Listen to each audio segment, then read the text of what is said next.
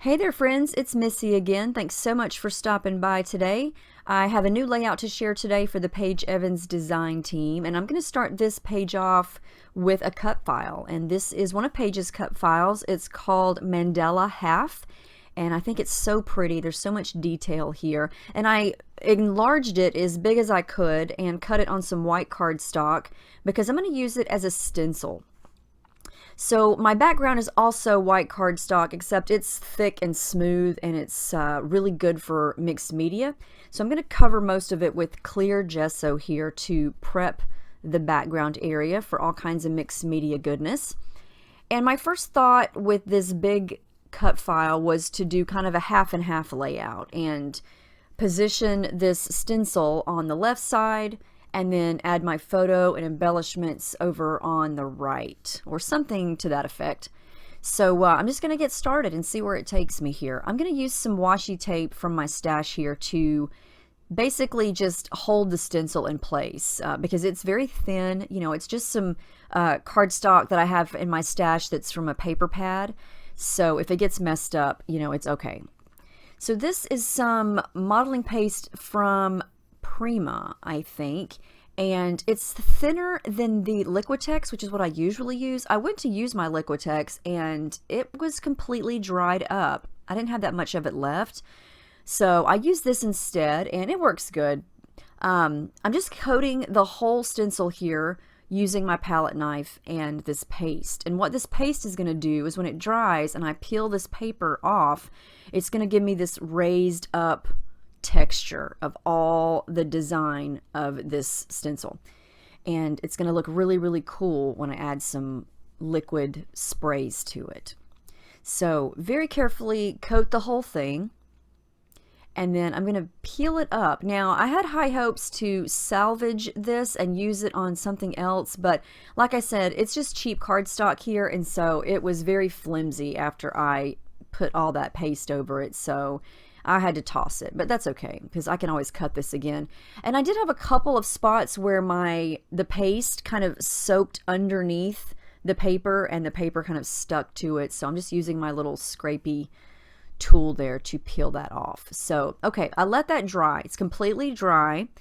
And I want to pull some colors that are from these two papers. These two papers just sort of jumped out at me. They're from Paige's Horizon collection, and they just inspired me to go rainbow. You know, this color scheme, or this collection, is full of rainbow inspiration, and so I pulled out a rainbow variety of my shimmer sprays, and this is so easy. I mean, anybody can do this. All I'm doing is spraying the color down and then tilting the paper, and then you can see how cool this looks. The color just sort of runs and spreads and blends in all those little hills and valleys of the paste, and you instantly get lights and darks, and it just fills in all those spaces and looks so neat.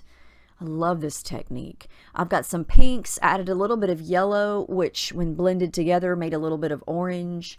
Then I've got this periwinkle blue color down at the bottom, and I'm just kind of playing around here, spritzing the color, spritzing a little bit of water on top of it, dabbing some of it up, and then just turning the paper this way and that, and letting the modeling paste sort of act as a guide to where the paint is going to run. And so this is very easy. It looks complicated, but you saw how easy this was, and I think anybody can do this. Even if mixed media intimidates you, this is an easy thing to do because you can't mess this up. The only thing I would be careful with is which colors you spray beside each other, because obviously they are going to blend. So always choose colors that when they mix together, they're not going to create, you know, a muddy brown or something that you don't want. So look how pretty that is. I love it. Now you can kind of see there where that dark spot is. That's where my paper kind of stuck to it. Okay, here's my photo. I love this picture. This is of my little Paige, and this is from a few years ago. She was just looking so cute, and got that picture of her. And I decided to turn the layout on its side and have the mandala design up at the top. From there, I decided that I needed some color on the bottom half. So I'm just taking those same colors and doing a little bit of spraying, adding a little bit of water, and then using my brush to just kind of bring the color down a little bit. And my photo is going to go kind of, it's going to overlap that dark pink spot where my paper kind of stuck, and you're not even going to be able to see that. So now here's where I bring in a little bit of the plastic. This is just some plastic packaging. You get a different shape with the color when you use the packaging versus when you use a brush. And so sometimes I like to use the packaging to make the color spread out, because like I said, the brush gives it one look, the plastic just makes it spread a little bit differently. You can kind of see the differences there. And I'm just using a napkin to kind of dab it up, but I love how that looks. I love how it looks like the color just sort of is running out of that design. And I think it's so pretty. I love these colors. I could just spend all day working on a background and never be finished with it because it's so addicting.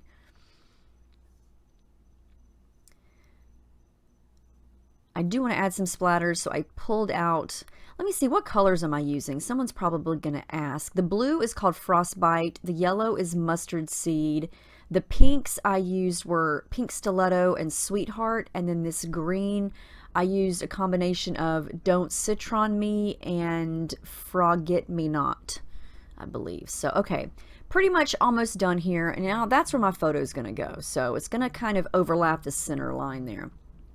So I had an idea to do some fussy cutting, and I really love the 12 by 12 of this paper here, but I wanted it on a smaller scale, and so I opened the 6 by 8 paper pad. And what's cool about the 6 by 8 paper pad is that a lot of the papers, including this one, have a gold foil on there, and so you'll be able to see that here in the light a little bit better when I tilt the paper a different way. But this paper's cool because you can make so many different shapes out of it. There are these almost like leaf shapes. You can make leaves out of this. You can make circles out of this. I decided to cut them like this to make kind of a wonky looking flower. I think Paige did a layout where she cut all of these out and used them as leaves. And I think that's so cool. But here's how I'm going to use them today. I thought that looked pretty neat and something different. So, and they're all different colors and they've got the gold shine on there. It's just so pretty. So I thought I would just kind of scatter those around the layout in some way, shape, or form. Not quite sure yet. But I'm adding some white tissue paper behind my photo there just to give it a little bit of a messy, subtle border. And then I added some adhesive foam there. And now I'm just going to start to play around. I pulled out some of the ephemera die cuts from Horizon. And I also have a couple of punched circles. If you remember my last layout, it had a bunch of circles on it. And I punched some of those globes into circles. That's paper 11, and I had some of those circles left over, so I may play around with a few of those and use those as embellishments also. I've got a couple pieces of I think they're kind of like labels that I tucked underneath there, and then some tags that I'm going to stick under the bottom. This little piece here that says loving this. This is all just kind of playing around with things. I'm not quite sure if they're going to stay there or what I'm going to do, but I like how that looks so far. I'm going to add some thread. I haven't glued anything down yet, so I want some more pops of these colors. So to add a pop of green over to the right, I'm going to add in some tangled thread. And I got asked recently, I actually get asked from time to time about how I loop the thread up and make these little tangled nests. A couple years ago, I did a real-time video of me doing that and my process of how to do that. I can't remember when I did it, but if you go to my YouTube homepage where all of my videos are, and in the little search box, if you type in the word thread, that video will pop up and you can kind of see how I do that in real time. So I did add a couple pieces of jute twine or cord, whatever you want to call it, to the ends of those tags.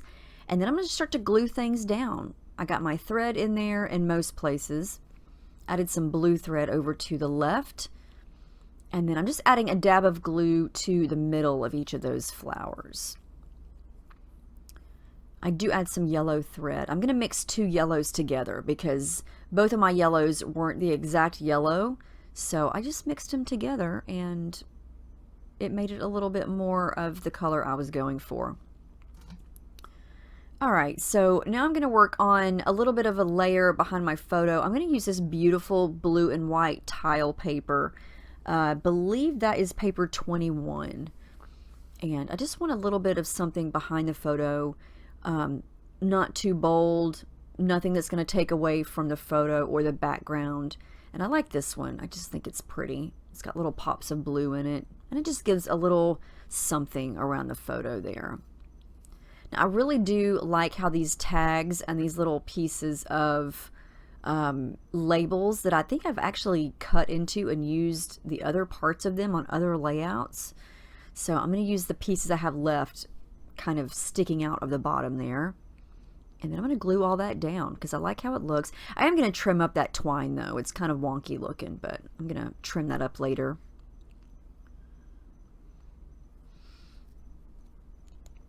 And usually, well, not usually, I don't want to say usually, a lot of times when I make a rainbow layout, I like to do tone on tone, which means I would add some green embellishments to the green section, some blue embellishments to the blue section, and try to keep everything color on color. But in this particular layout, I didn't do that. I didn't want to do that. I wanted to scatter the color around everywhere. And so I've got everything kind of in all the spots. But I am going to use that little globe.